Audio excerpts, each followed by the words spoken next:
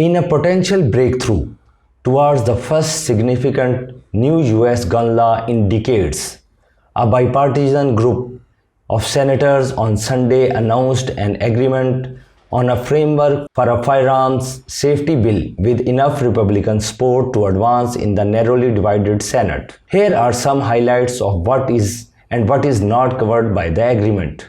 According to a statement of the groups of lawmakers that include 10 Republicans, enough to overcome the Senate's filibuster rule. Mr. President, there are 14 kids dead in an elementary school in Texas right now.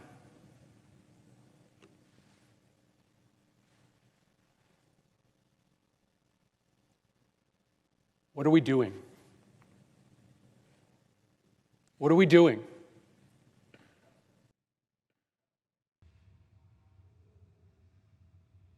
The proposal would provide resources to states and Native American tribes to create and administer red flag measures intended to ensure weapons are kept out of the hands of people whom a court has determined to be a significant danger to themselves or others.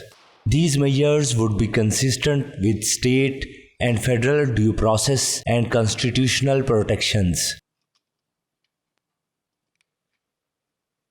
During an impassioned June 2 speech, Democratic President Joe Biden urged Congress to reimpose the federal ban on assault weapons that expired in 2004, which prohibited the manufacture, transfer, and possession of semi-automatic assault weapons and the transfer and possession of large-capacity ammunition feeding devices. That measure faces staunch opposition from Republicans in Congress and is not in the framework agreement released on Sunday. The framework calls for an investigation period to review the juvenile, criminal, and mental health records for gun buyers under 21 years of age. This would include checks with state databases and local law enforcement.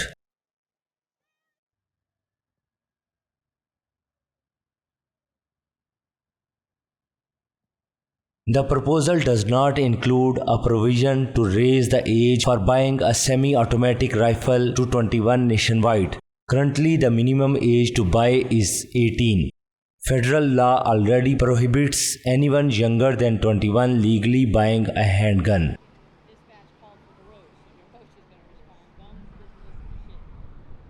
The new law would crack down on criminals who illegally straw purchases and traffic guns.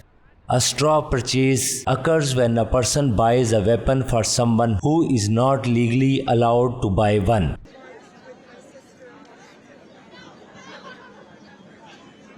The framework does not include proposals to expand federal background checks to buy a weapon from 3 to 10 days. It also does not close a loophole in federal law that allows many sales over the internet and at gun shows to go unchecked.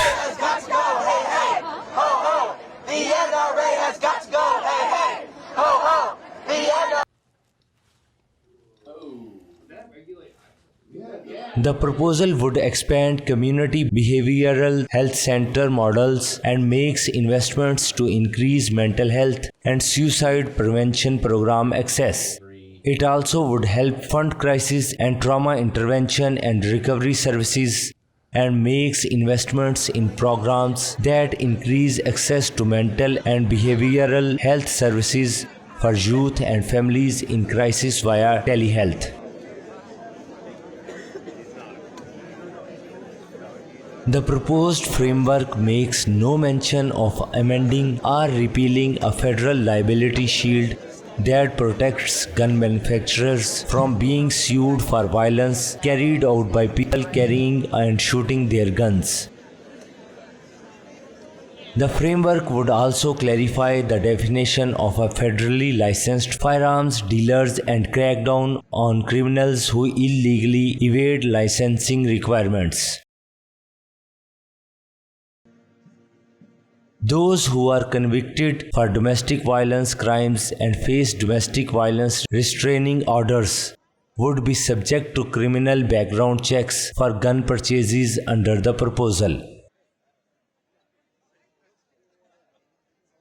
The proposed framework calls for funding to expand mental health and sportive services in schools, including early identification and intervention programs.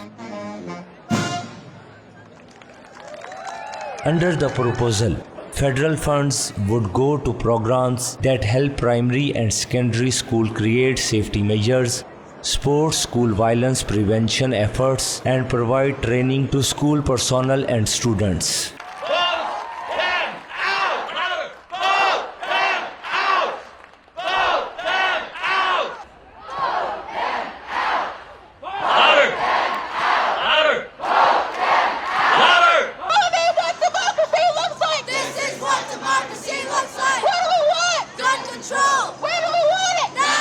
Hope you like this video.